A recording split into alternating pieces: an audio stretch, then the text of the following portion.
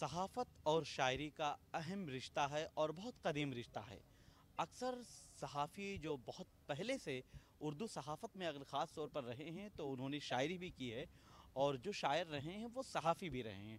आज गालिब इंस्टीट्यूट में हम मौजूद हैं और गालिब इंस्टीट्यूट की तरफ से एक अहम और बड़ा कदम उठाया गया है। ख़ास तौर पर उर्दू सहाफ़ियों के लिए एक शाम का इनेकाद किया गया है। एक शाम उर्दू सहाफ़ियों के साथ मुनक़िद किया गया है जिसमें कई अहम सीनियर सहाफ़ी जो हैं उन्होंने शिरकत की है। मासूम मुरादाबादी साहब हैं, उन्होंने इसकी सदारत की है और वदूद साजिद साहब जो शिमाली हिंद में रोज़नामा इनकलाब के एडिटर हैं वो बतौर मेहमान ख़ुसूसी मौजूद हैं। शकील हसन शमसी साहब हैं, असद रज़ा साहब हैं और इसके अलावा कई अहम सीनियर सहाफ़ी यहाँ पर मौजूद हैं।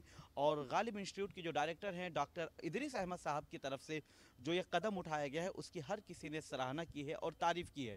इसके अलावा बहुत सारे सीनियर सहाफ़ियों ने यहाँ पर शिरकत की और अपने कलाम पेश किए।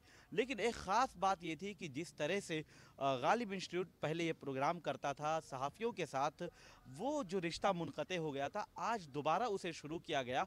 और उसके बाद आज जिस तरह से उर्दू सहाफ़ियों में जोश और ख़रोश देखने को मिला है, इससे अंदाज़ा होता है कि उर्दू सहाफ़ियों के साथ अगर कोई मिलकर काम करता है, उनको जोड़ने का काम करता है, तो उर्दू सहाफ़ी उनके साथ जुड़ने में कदम ब कदम आगे बढ़ जाते हैं। और यही आज उर्दू सहाफ़ियों ने तमाम नौजवान से लेकर सीनियर सहाफ़ियों ने यहाँ पर शिरकत की है और गालिब इंस्टीट्यूट के इस प्रोग्राम को और इस मुशायरे को कामयाब बनाने में अहम किरदार अदा किया है। वीडियो जर्नलिस्ट धर्मेंद्र के साथ मैं निसार अहमद खान, भारत एक्सप्रेस, दिल्ली।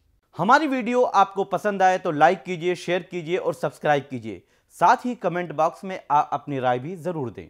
और हाँ, अगर फेसबुक पर आप वीडियो देख रहे हैं तो हमारे पेज को फॉलो करना ना भूलें।